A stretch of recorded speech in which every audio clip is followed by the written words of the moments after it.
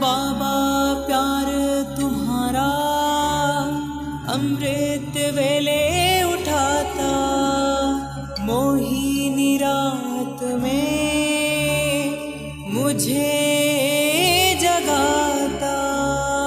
प्रेम की घंटी हृदय मंदिर में बजती, परमात्मा पुकार में आत्मा सुनती।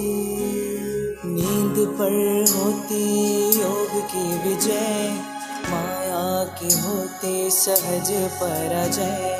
आराम नहीं मिलन चाहते, बाबा संग आत्मा खिल जाती।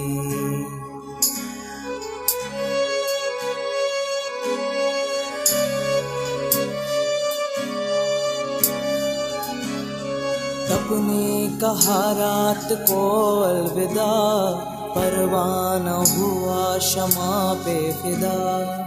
समय से पहले बाबा जगाते, नयन खुलते ही मिलन कराते।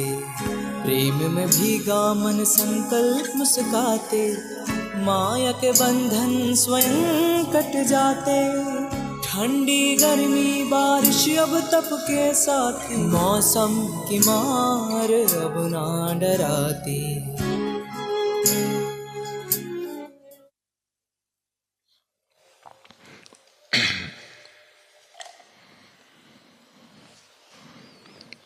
ஓம் சாந்தி. ஓம் சாந்தி. 90வது நாள் யோக சாதனை. அமிர்த வேலை பட்டியினுடைய யோக சாதனை 19/10/2025. இன்றைய கவிதை இங்கிலீஷ் கவிதை. இன்னும் மேலே, இன்னும் மேலே, இன்னும் மேலே, பூமியிலிருந்து நீ ரொம்ப மேலே போயிட்ட, பறக்கிற. ஆகாயத்தில் அக்னி மேகங்கள் மற்றும் ஆழ்ந்த பாதாளத்தின் மேலே நீ பறந்து கொண்டிருக்கின்றாய், பறந்து கொண்டிருக்கின்றாய். பாடல்கள் பாடியவாறே பறந்தவாறே பாடிக்கொண்டே செல்கிறாய், பறந்து கொண்டே பாடிக்கொண்டும் இருக்கிறாய். இந்த கவிஞர் பார்த்தீங்கன்னா பறவை கூட பேசிகிட்டு இருக்கிறாரு. அந்த பறவைகிட்ட பேசுகிறாரு, நீ உயரமாக உயரமாக உயரமாக பறந்துட்டே இருக்கிற, பூமியை விட ரொம்ப உயரத்தில் பறந்துட்டு இருக்கிற. சொல்லப்போனால் நெருப்பாலான மேகங்கள் இருக்கிறது மாதிரி நீல வானத்தின் ஆழத்தில் இன்னும் பறந்து கொண்டே இருக்கின்றாய். எப்போ நீ பறக்கிறியோ அப்போ வெறும் பறக்க மட்டும் செய்யலை, பறக்கும்போது பாடிக்கிட்டே பறக்கிற. ஆகாயத்தை நோக்கி பறப்பது, பூமியிலிருந்து பல தூரம் மேலே பறப்பது, பாடிக்கொண்டே பறப்பது, பறந்து கொண்டே பாடுவது.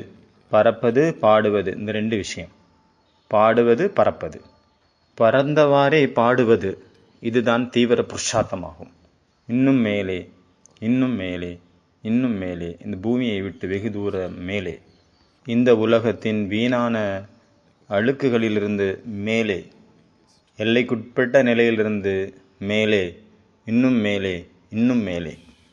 விளையாடுவது, பறப்பது, பாடுவது, இதுதான் தீவிரமான புருஷார்த்தமாகும். தீவிர புருஷார்த்தம், தீவிர முயற்சி, அதிவேக முயற்சி. இந்த மாதிரியான ஒவ்வொரு விஷயம் நம்மளை கீழே இழுக்குது, நம்மளை துக்கப்படுத்துது, நம்மளை பறக்க விட மாட்டேங்குது, நம்மளை பாட விட மாட்டேங்குது, நம்மளை சந்தோஷமாக இருக்க விடுறதில்ல. இது மனதினுடைய ஒரு ராஜதந்திரம், மனதினுடைய சூழ்ச்சி. எந்த மனிதன் தனக்குள்ளே என்ன வச்சிட்ருக்காங்களோ எதிரில் உள்ளவங்கள்ட்ட அதை தான் பார்க்குறாங்க, அதுதான் அவங்களுக்கு தெரியுது.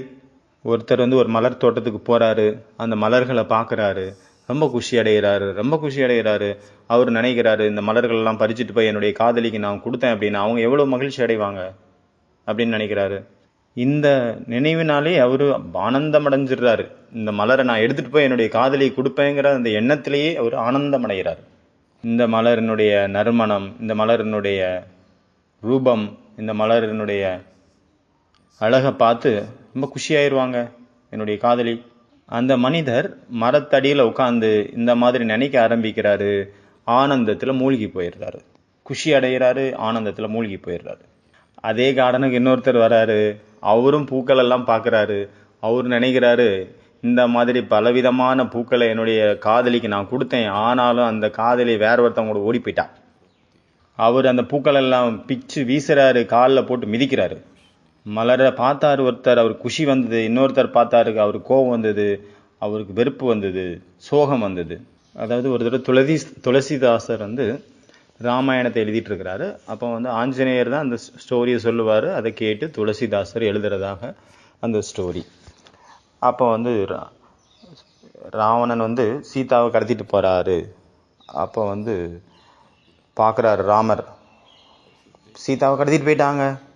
சீதாவை ராவணன் யார் கடத்திட்டு போனான்னு கூட தெரில. அப்போ பார்க்குறாரு ஒரு தோட்டத்தில். அந்த தோட்டத்தில் ரோஜா மலர்கள், ரோஜா தோட்டம்தான். அந்த ரோஜா வெள்ளையாக இருந்தது அப்படிங்கிறாரு. யார்? துளசிதாசர் எழுதியிருக்காரு. ஆனால் ஆஞ்சநேயர் சொல்கிறாரு, இல்லை இல்லை இல்லை, கரெக்ஷன் பண்ணு, வெள்ளை கிடையாது, சிவப்பு கலரில் இருந்தது அந்த ரோஜா பூ அப்படிங்கிறாரு. இவர் ஏற்றுக்க மாட்டேங்கிறாரு. இல்லை இல்லை, வெள்ளையாக தான் இருந்தது, வெள்ளை ரோஜா தோட்டம் அது அப்படிங்கிறாரு. இல்லை இல்லை, ஆஞ்சநேயர் ஒத்துக்க மாட்டேங்கிறாரு. இல்லை இல்லை, அது சிவப்பு கலர் தோட்டம். வா, நம்ம கன்ஃபார்ம் பண்ணுறதுக்கு ராமர்கிட்டே போய் கேட்கலாம்.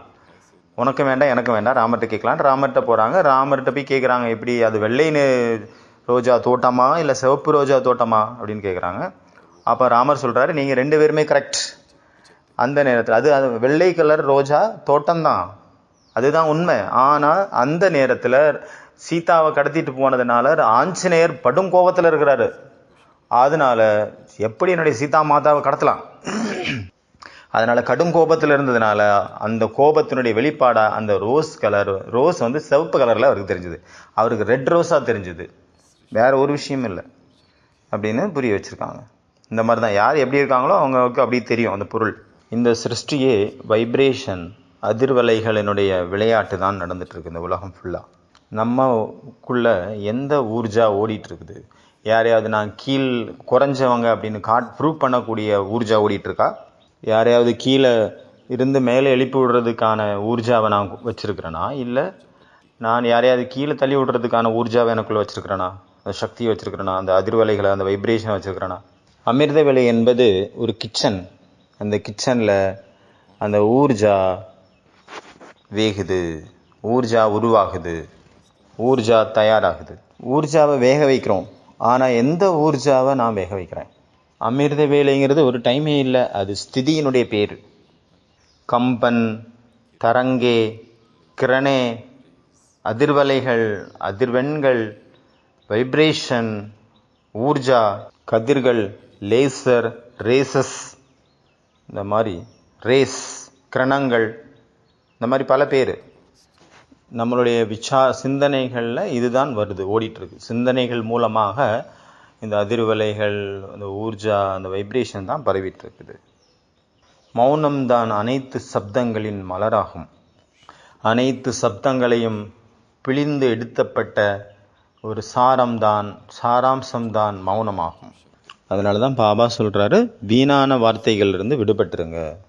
5 விதமான வீணான வார்த்தைகள் இருக்குது. அது என்ன? இப்போ தானே நம்ம முரளி கேட்டோம் இல்லையா, அவ்யக்த முரளி 14/1/1990 வாணி நம்ம கேட்டோம் இல்லையா. அதில் பாபா என்ன சொன்னார்? வீணான விஷயங்களுக்கு, வீணான வார்த்தைகளுக்காக என்ன சொன்னார்? ஃபஸ்ட்டு எஸ், எல்லையை கடந்த வார்த்தைகள். டி அப்படின்னா மற்றவங்களை கிண்டல் பண்ணுற மாதிரியான வார்த்தைகள். அப்புறம் ஐ அப்படின்னா இங்கே உள்ள விஷயம் அங்கே உள்ள விஷயம், அந்த மாதிரியான வார்த்தைகள், இங்கே உள்ள அங்குள்ள வார்த்தை. எம் அப்படின்னா மிக்ஸ்டு, சட்னி, கலப்படமான வார்த்தைகள். எம் அப்புறம் கடைசியாக எம் அப்படின்னா யுக்தி இல்லாத வார்த்தைகள். இதுதான் ஸ்டீமா, STEMA, ஸ்டீமா. இந்த மாதிரி 5 வார்த்தைகள் நம்ம பேசக்கூடாது. 5 விதமான வார்த்தைகள். எல்லாத்தோட ஃபஸ்ட் எந்த வார்த்தைகள் எல்லைகளை கடந்து போயிடுதோ அப்போ அது மௌனத்தை கலைத்து விடுகிறது. எல்லைகளை கடந்து பேசுறது, மரியாதைகளை கடந்து பேசுறது, இது ரொம்ப டேஞ்சர். மரியாதைகளை கடந்த பேச்சுக்கள், மரியாதையே அங்கே இல்லாமல் போயிடுச்சு.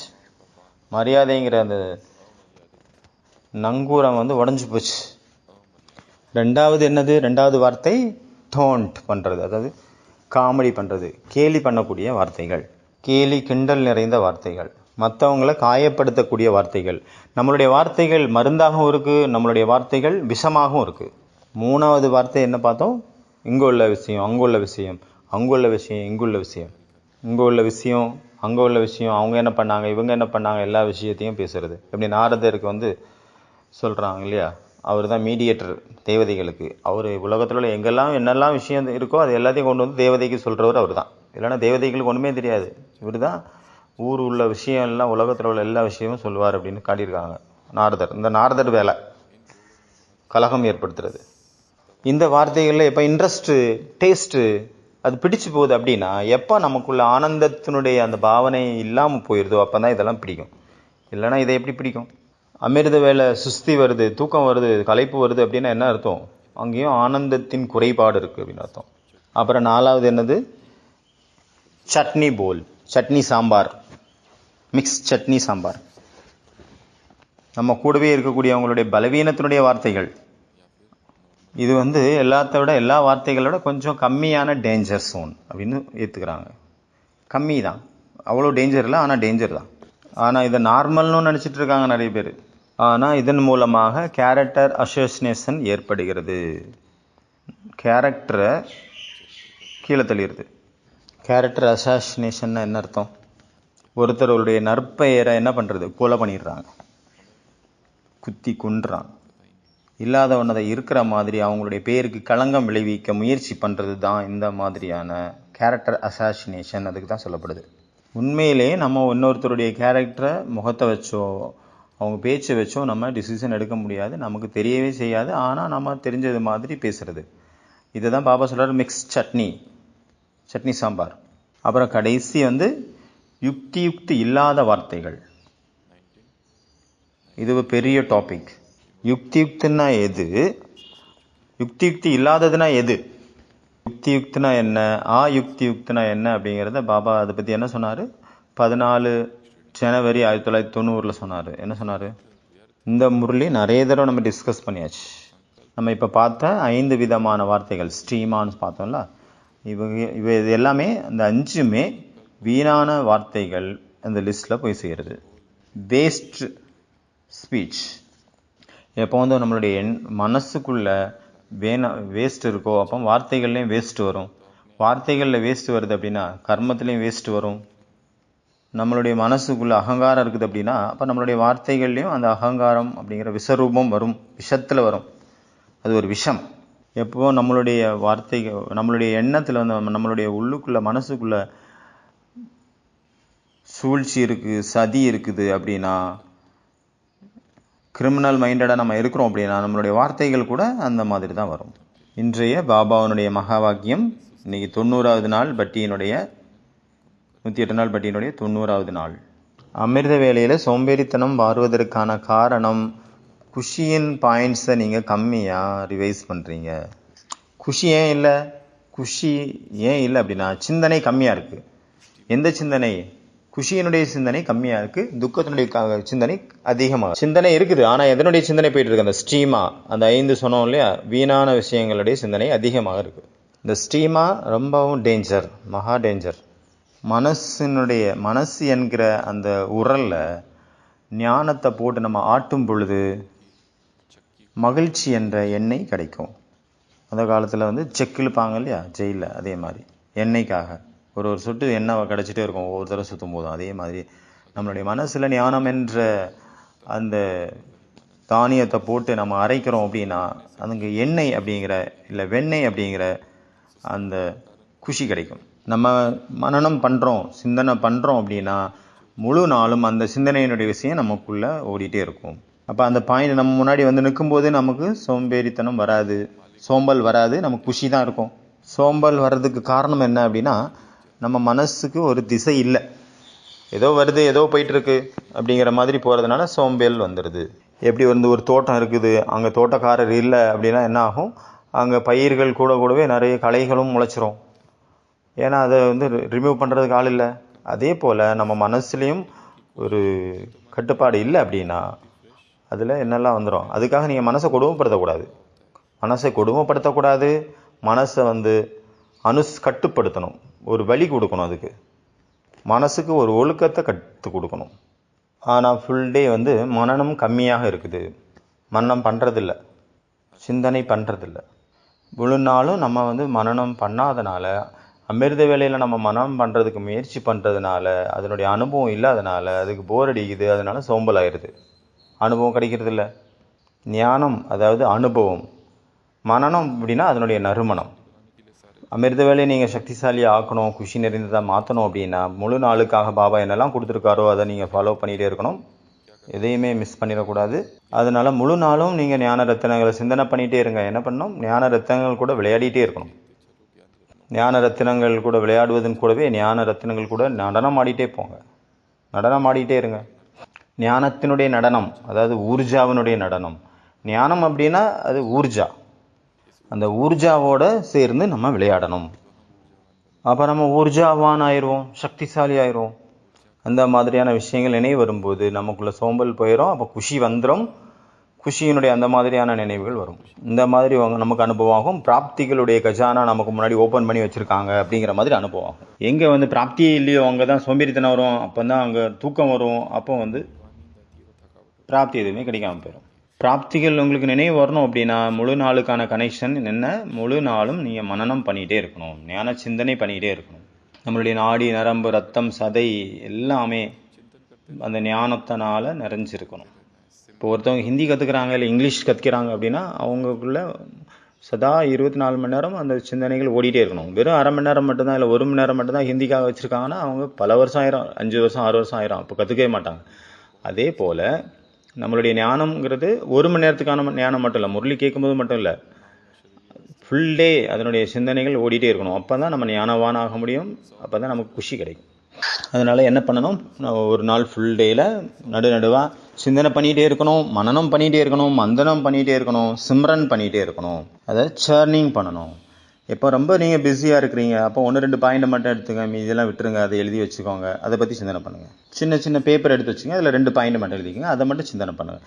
ரொம்ப பிஸியாக இருக்கீங்க அப்படின்னா மட்டும், ஏன்னா ரொம்ப பிஸியாக இருக்கும்போது அந்த மாதிரி மனசு ஒரு நிலைப்படாது, அப்போ பாபாவுடைய நினைவில் அங்கே வராது, பாயிண்ட்ஸு நினைவு வராது. அதனால் இந்த மாதிரி 2 பாயிண்ட்டு ரொம்ப ஆழத்தில் நம்ம போக முடியாது, 2 பாயிண்ட் மட்டும் ஞாபகம் வச்சுக்கலாம். ஒருத்தர் பப்ளிக் சென்டரில் ஒர்க் பண்ணுறாரு, அவர் டெய்லி புது ஆட்களை மீட் பண்ணுறாரு, வேறு 100 பேர் அவருக்கு கம்யூனிகேட் பண்ண வேண்டியதாக இருக்குது. அப்போ என்ன ஆகும், அதுவும் புது ஆட்கள், வேறு ஆட்கள், அதாவது டெய்லி 100 விதமான பரிஸ்திதி சூழ்நிலை, 100 விதமான மனிதர்கள்ட்ட தான் 100 விதமான சூழ்நிலைகள் உருவாகுது. அந்த மாதிரி டெய்லி வர்றது மாதிரி இல்லை, வேறு மாதிரி டெய்லி தலையை பிச்சுக்கலாம் போல இருக்கும். அந்த மாதிரி ஃப்ரெஷ்ஷாக புது சூழ்நிலைகளை அவங்க ஃபேஸ் பண்ண வேண்டியதாக இருக்குது. ஆதியிலிருந்து இப்போ கடைசி வரைக்கும் நீங்கள் என்ன பண்ணீங்க அதை நினைவுபடுத்தி பாருங்கள். காலையில் அமிர்த வேலையிலேருந்து ராத்திரி தூங்குறது வரைக்கும், காலையில் அமிர்த வேலையிலேருந்து ராத்திரி தூங்குறது வரைக்கும் என்னெல்லாம் நீங்கள் பண்ணீங்கிறத முழு லிஸ்ட்டை கொண்டு வாங்க. ஏன்னா இது ஒரே நாளில் முடிஞ்சிக்கக்கூடிய விஷயம் இல்லை, மிகப்பெரிய லிஸ்ட்டு. இந்த லிஸ்ட்டு நீங்கள் எடுத்தீங்கன்னா அது ஒரு நாள் ஃபுல்லாக வந்துடும் இந்த லிஸ்ட்டு. ஏன்னா பெரிய லிஸ்ட்டு. நினைவு வாரம் அப்படின்னு கொண்டாடினா கூட நினைவுகள் நிறைய இருக்குது, எவ்வளோ நினைவுகள் இருக்குது. ஏன்னா வெறும் நீங்கள் ரிவைஸ் மட்டும் பண்ணக்கூடாது, ரிவைஸின் கூடவே ரியலைஸ் பண்ணிகிட்டே இருக்கணும். பாபாவுக்கு இந்த வார்த்தை ரொம்ப பிடிச்சிருக்கு, ரியலைஸ். அதனால தான் பாபா சொல்கிறாரு ஸ்மிருதி சுரூப். ஸ்மிருதி அப்படின்னா எல்லா விதமான அனுபவம், ஒவ்வொரு ஸ்மிருதியினுடைய அனுபவம். நீங்கள் ஸ்மிருதி சுரூபாகிறீங்க, ஆனால் பக்தர்கள் உங்களை ஸ்மரன் பண்ணுறாங்க, மாலையை வச்சு உருட்டுறாங்க, உங்கள் பேரை ஜபிக்கிறாங்க.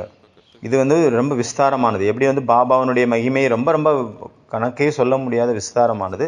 ஆனால் நீங்கள் பாபாவை பற்றி என்ன சொல்கிறீங்க, வெறும் 5 விஷயம் சொல்கிறீங்க. எந்த 5 விஷயம் சொல்கிறீங்க? பேரு, ரூபம், காலம், காரியம், தேசம்.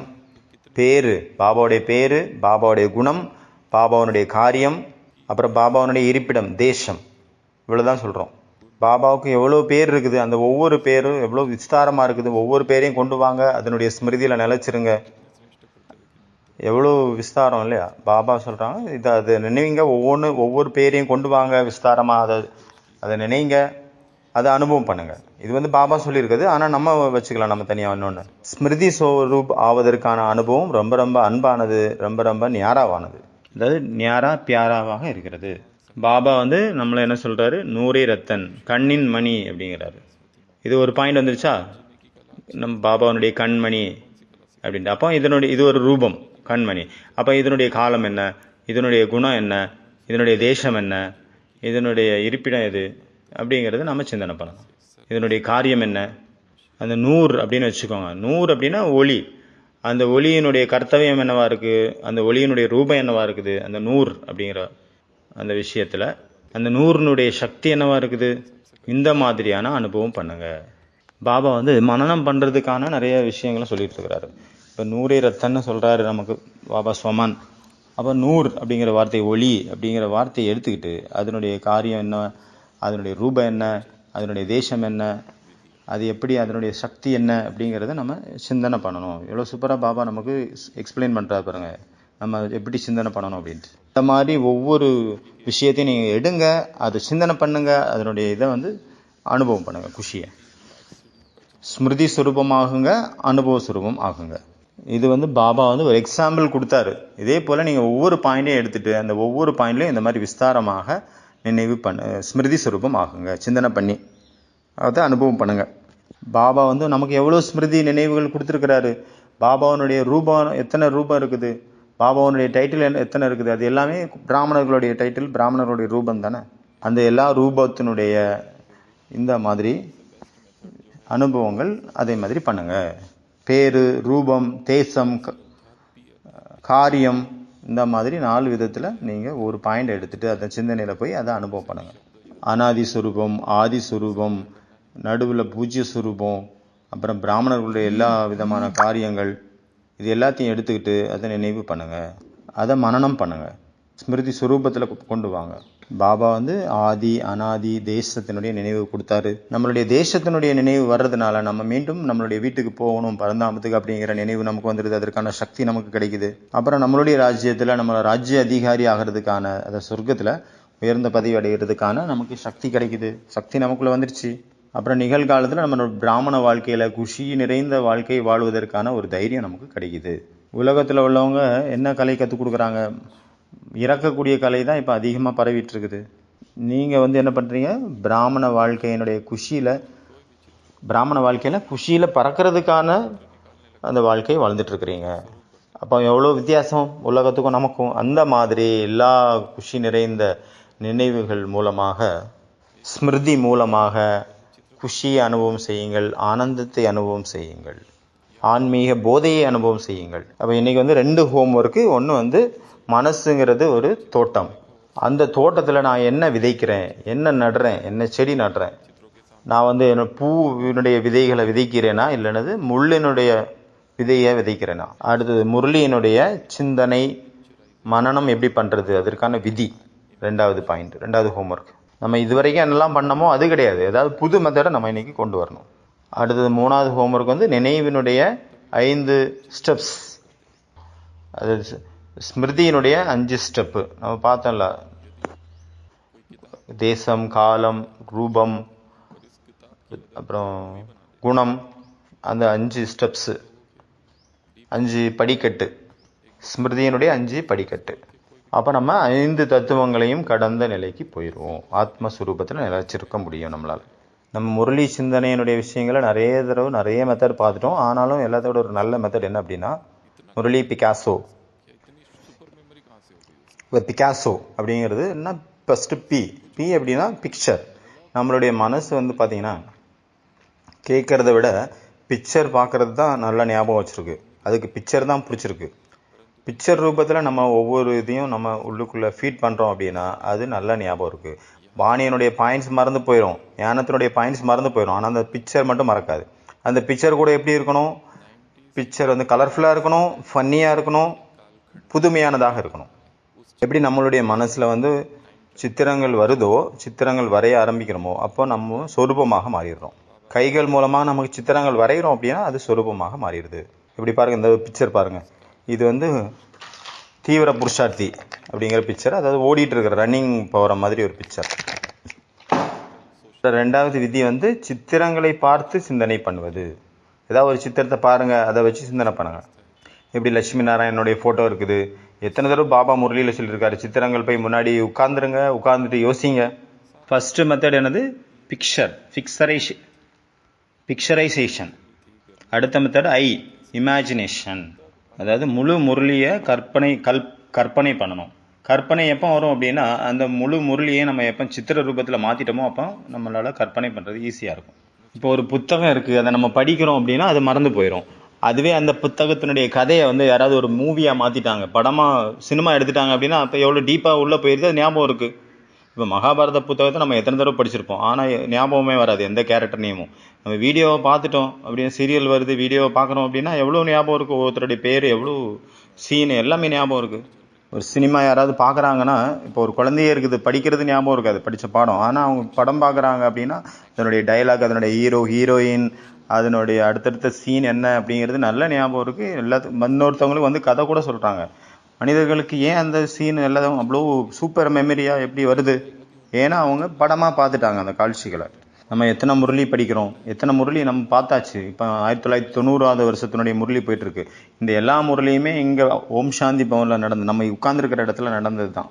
இப்போ 90s முரளி கேட்டுட்ருக்கீங்க அப்படின்னா அந்த 19 வருஷத்தில் ஓம் சாந்தி பவனில் உட்காந்துருக்கீங்க. அந்த காலகண்டத்தில் நீங்கள் போய் டைம் ட்ராவல் பண்ணி அங்கே போய் கேட்கணும்.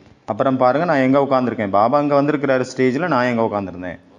அந்த நேரத்தில் பொலிட்டிக்கல் அரசியல் எப்படி இருந்தது, அந்த காலம் எப்படி இருந்தது, அந்த நேரத்தில் நம்மளுடைய டிஜிட்டல் உலகம் எப்படி இருந்தது, அதாவது அந்த மாதிரி உட்காந்து அது ஒரு பிக்சர் பண்ணணும். அந்த மாதிரியான தினச்சரியம் அந்த நாளில் இருந்தது. அங்கே குளிராக இருந்ததா, வெயிலாக இருந்ததா, மழையாக இருந்ததா, அந்த மாதிரி நம்ம திங்க் பண்ணும்போது அந்த எல்லா அனுபவம் நமக்கு ஏற்பட்டுரும். மூணாவது வந்து கலர். என்ன பண்ணணும், நம்ம கலரை நிரப்பணும், வர்ணங்கள் தீட்டணும். நம்மளுடைய சிந்தனைகளுக்குள்ளே கலரை கொண்டு வரணும். ஏதோ ஒரு கலர் எப்படி வேணாலும், பிளாக் அண்ட் ஒயிட்டாக கூட வச்சுக்கலாம், இல்லை கலராகவும் வச்சுக்கலாம், ஆனால் நமக்கு பிடிச்சமானதாக இருக்கணும். அடுத்த பாயிண்ட்டு ஏ எப்படின்னா ஆக்ஷன். அப்படின்னா ஆக்ஷன் அப்படின்னா அது 3 மோஷனில் இருக்கணும், 3Dயாக இருக்கணும். நமக்கு இந்த சீன் இங்கே என்ன நடந்துன்னு ஞாபகம் இருக்காது. ஒருவேளை அந்த சேர் தானாகவே ஒரு ஸ்டெப்பு மூவ் ஆச்சு அப்படிங்கிறது நமக்கு மைண்டில் உட்காந்துச்சுன்னா, நம்ம பார்க்குறோம் அங்கே நகர்ந்துச்சு, அது மறக்கவே செய்யாது இந்த மூமெண்ட்ஸ். அதனால் நமக்கு எது அதிகமாக நினைவு இருக்குது, எந்த இடத்துல நம்ம மூமெண்ட் ஆச்சோ அந்த நினைவு தான் நமக்கு இருக்கும். ஆக்ஷன் வந்தது, அந்த ஆக்ஷன் ஞாபகம் இருக்குது. பாபா வந்து டைமண்ட் மால் அப்படி சுற்றி வந்தார், அது எல்லாருக்குமே ஞாபகம் இருக்குது. ஏன் அப்படின்னா பாபா உட்காந்துருந்தது யாருக்கும் ஞாபகம் இல்லை, ஆனால் சுற்றி வந்தது எவ்வளோ ஞாபகம் இருக்குது, ஏன்னா அதில் ஒரு ஆக்ஷன் இருந்தது. அதனால் இப்படி நீங்கள் கற்பனை பண்ணுங்கள். நமக்கு ஒரு பாயிண்ட் இப்போ நம்ம சிந்தனை பண்ண போகிறோன்னா அதுக்கு ஒரு ரூபம் கொடுங்க, அதை மூவ் பண்ணுங்கள், அதுக்கு ஒரு மூமெண்ட் கொடுங்க. ஒரு பாயிண்ட் பிக்சராக பண்ணுங்கள், அதுக்கு ஒரு மூமெண்ட் கொடுங்க, அதுக்கு பின்னாடி மியூசிக்கு ஏதாவது பாட்டு போடுங்க. இப்போ அடுத்த பாயிண்ட்னா பிகாசோ. அடுத்தது எஸ் அப்படின்னா என்ன அர்த்தம்? எஸ் அப்படின்னா சென்சஸ். அனைத்து இந்திரியங்களையும் அந்த டச் பண்ணணும், அந்த பாயிண்ட், அந்த பார்க்கணும், அதை கேட்கணும், அதை ஃபீல் பண்ணணும். அப்புறம் அதை பேசுங்க அதை பற்றி. அப்புறம் அதனுடைய டேஸ்ட் எடுங்க. மனனம் பண்ணுறது அப்படின்னா அங்கே எல்லாமே வந்துச்சு. மனனம் பண்ணுறது அப்படின்னா யோசிக்கிறது மட்டும் கிடையாது, அதனுடைய டேஸ்ட் பார்க்குறது, அதை நல்லா கடித்து சாப்பிட்ற மாதிரி. எப்படி சின்ன குழந்தைங்க இருக்காங்க, சின்ன குழந்தை இருக்குன்னா என்ன பண்ணுது, ஒரு மிட்டாய் கொடுத்தா அதை டேஸ்ட் பண்ணுது, கடிக்குது, நல்லா மென்று சாப்பிடுது. அந்த மாதிரி நம்ம ஞானத்தை அந்த மாதிரி எல்லா விஷயமும் பண்ணோம். அதில் மனனம் செய்வது என்றால் அதனுடைய சுவையை அருந்துவது, சுவை பார்ப்பது, சுவைப்பது கொஞ்சம் கொஞ்சமாக. அதனால் எல்லா இந்திரியங்களையும் அந்த டேஸ்ட்டை பருக வைக்கணும். அதனால் சின்ன குழந்தைங்களை என்ன கற்றுக் கொடுக்குறாங்க, என்ன படிக்கிறீங்களோ அதை சத்தம் போட்டு படிங்க, அப்போ நல்ல ஞாபகம் இருக்கும். அப்போ நம்ம என்ன பேசுகிறோமோ அது நம்ம காது கேட்கணும். அதனால் கேட்கவும் செய்யணும், படிக்கவும் செய்யணும், டச் பண்ணவும் செய்யணும், பார்க்கவும் செய்யணும். அதாவது 5 இந்திரியங்களையும் நம்ம அதை இன்வால்வ் பண்ணணும். ஆனால் அன்றைக்கி சொல்லியிருந்தாலும் ஒரு நாள் ஒரு பிரதர் வந்திருந்தார். அவர் பிறந்ததுலேருந்தே குருடு, கண்ணு தெரியாது. அவர் வந்து கீதையினுடைய புத்தகத்தை வச்சுருந்தார். இத்தனை 10-20 புத்தகம் அதில் இருக்குது. அது எல்லாத்தையும் ஒன்றொன்னையும் படிக்கிறாரு, ஒன்னொன்றுக்கு விளக்கம் சொல்கிறாரு. அவர் படிக்க மட்டும் செய்யலை, மற்றவங்களுக்கு சொல்லவும் செய்கிறாரு. அப்புறம் அவருக்கு கண்ணு தெரியல, ஆனாலும் அவர் ஃபோன் வச்சு எல்லாத்துக்கும் வாட்ஸ்அப்பில் மெசேஜ் அனுப்புகிறாரு. மெசேஜ் அனுப்பிட்டு அதுக்கு ரிப்ளையும் பண்ணுறாரு. கொஞ்சம் கூட ஒன்றுமே தெரியாது, கொஞ்சம் கூட எல்லளவு கூட தெரில, ஆனாலும் கூட ரிப்ளை பண்ணிடுறாரு. உடனே நம்ம மெசேஜ் அனுப்புனா உடனே ரிப்ளை. இந்த தம் காட்டுவார் மேலே கீழே, தம்ஸ் அப் டவுன்.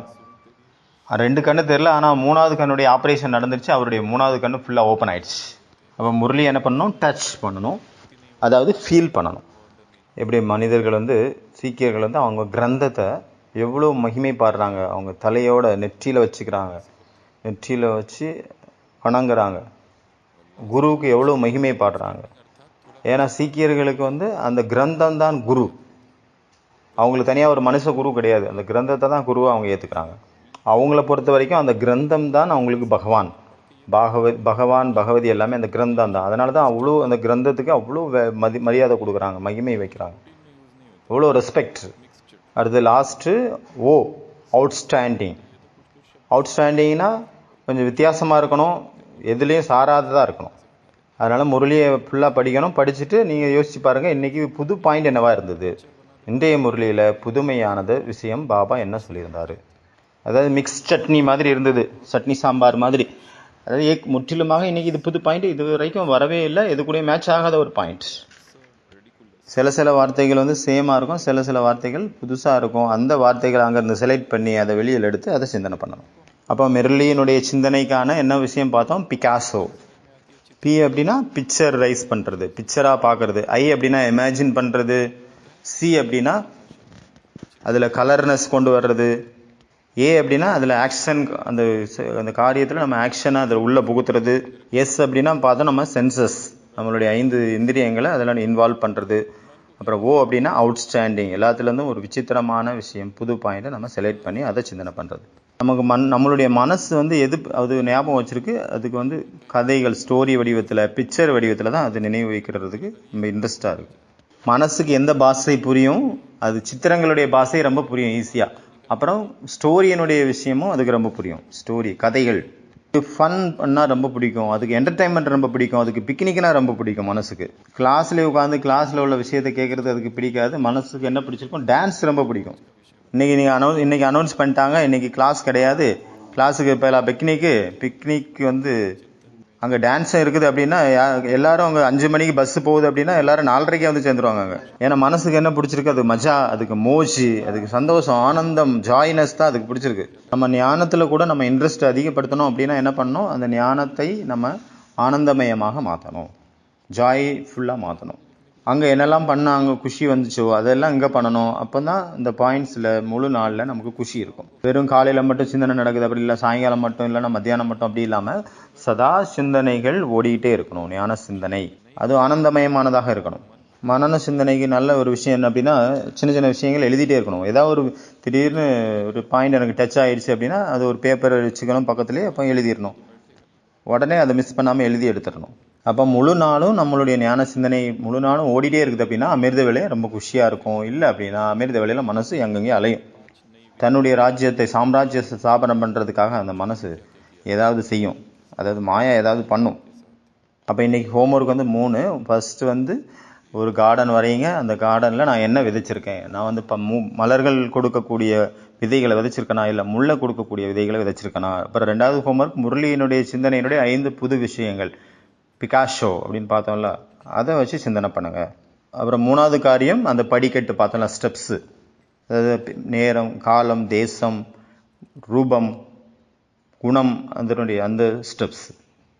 இதுதான் இன்றைய காரியம். இன்றைய கவிதை என்ன கவிதை, அதாவது சீட்டாட்டத்தில் நெஹ்லா அப்படின்னு ஒரு கார்டு வருதாமா. அந்த நெஹ்லா அப்படிங்கிற கார்டை நம்ம வின் பண்ணணும் அப்படின்னா நம்ம தெஹ்லாங்கிற கார்டை போடணுமா. அதாவது யார் எந்த மாதிரி இருக்காங்களோ அந்த மாதிரி அவங்களுக்கு பதிலடி கொடுக்கணும் அப்படிங்கிற மாதிரி அந்த டாப்பிக்கு, இன்றைய கவிதையினுடைய டாப்பிக்கு அந்த பிரதர் படிக்கிறாரு. அந்த பிரதர் அவர் சொந்தமாக எழுதியிருக்கிறாரு. இந்த தெஹ்லா அப்படிங்கிற கார்டை நம்ம சகோதர பிராமணர்கள் மேலே நம்ம போடக்கூடாது, அவங்க மேலே பிரயோகப்படுத்தக்கூடாது, மாயா மேலே அதை யூஸ் பண்ணணும். அமிர்தம் குடிக்கும் நேரத்தில் மாயை சோம்பேறித்தனத்தின் ரூபத்தில் வருகிறது, அலட்சியம் மற்றும் சோம்பேறித்தனம் என்ற ரூபத்தில் வருகிறது. சர்வசக்திவான் பாபாவின் நினைவை அங்கே தடை செய்கிறது. சர்வசக்திவானின் நினைவினால் மாயை ஓடிவிடுகிறது. அதனால் பாபா அமிர்த வேலை எல்லா குழந்தைகளுக்கும் சக்திகளை கொடுக்கின்றார். அதனால் நீங்கள் விழிப்புணர்வோடு அமருங்கள், அனைத்து ஆசைகளும் நிறைவேறும். சாக்கு போக்கு சொல்வதன் ரூபத்தில் மாயா முரளி நேரத்தில் வருகிறது. சாக்கு போக்குங்கிற ரூபத்தில் முரளியில் பரமாத்மாவின் அந்த படிப்பினால் வாழ்க்கை தன்யமாகி விடுகிறது. சேவையில் மாயையின் ரூபம் மானம், மரியாதை, பேர், புகழ், பதவி, பட்டம். பாபாவை உடன் வைத்து சேவை செய்தால் அங்கே அனுபவமாகாது மானமும் அவமானமும். அதனால அமிர்த வேலை நேரத்தில் மாயா சோம்பேறித்தனம், அலட்சியங்கிற ரூபத்தில் வருது. சர்வசக்திவான் பாபாவுடைய நினைவின் மூலமாக மாயா ஓடி போயிடுது.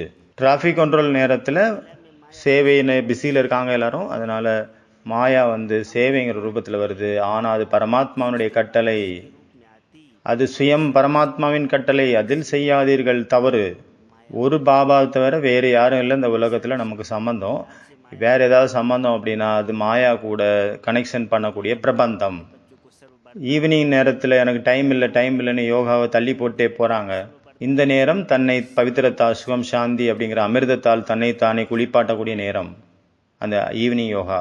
அமிர்த வேலை நேரத்தில் மாயா சோம்பேறித்தனம் அலட்சியம் என்ற ரூபத்தில் வருகிறது. சர்வசக்திவான் பாபாவினுடைய நினைவினால் மாயை ஓடிவிடுகிறது. ராத்திரி தூங்குறதுக்கு முன்னாடி வருகிறது டிஜிட்டல் ரூபத்தில் மாயாவினுடைய தாக்குதல். அந்த டிஜிட்டலினுடைய நம்ம பிரபாவத்தினால நம்ம பாபா கூட இருக்கிறதே மறந்து போயிடும். பாபாவினுடைய நினைவினுடைய அபாவ். ஏ மாயையே கேள், ஏ மாயையே கேள், நீ எவ்வளவுதான் நெகலாவை போட்டாலும், அந்த சீட்டாடத்தில் சீட்டு ஒன்று சொன்னார்ல, நெகலா அப்படிங்கிற ஒரு சீட்டை நீ போட்டாலும், அதாவது தடைகளை போட்டாலும், அந்த நெகலாவை நீ எவ்வளவுதான் போட்டாலும் பாபாவுனுடைய உதவியின் மூலமா நான் நம்பர் 1 பெஹலாவா மாறுவேன். அதாவது ஃபர்ஸ்ட் நம்பர் 1 ஆயிடுவேன். நீ எவ்வளவுதான் நெகலா போட்டாலும் நான் அதுக்கு பதிலாக ஒரு தெஹலாவை போட்டுருவேன். அதன் மூலமா பாபா மூலமாக நான் பெஹலாவாயிருவேன், அதாவது நம்பர் 1 ஆயிடுவேன். அதனால மாயா அமிர்த வேலை நேரத்தில் அமிர்தம் குடிக்கும் அந்த அருமையான நேரத்தில் மாயா சோம்பேறித்தனம் அலட்சியம் ரூபத்தில் வருகிறது. பாபாவுனுடைய நினைவின் மூலமாக சர்வசக்திவான் பரமாத்மாவின் நினைவினால் மாயை ஓடிவிடுகிறது. அச்சா, ஓம் சாந்தி.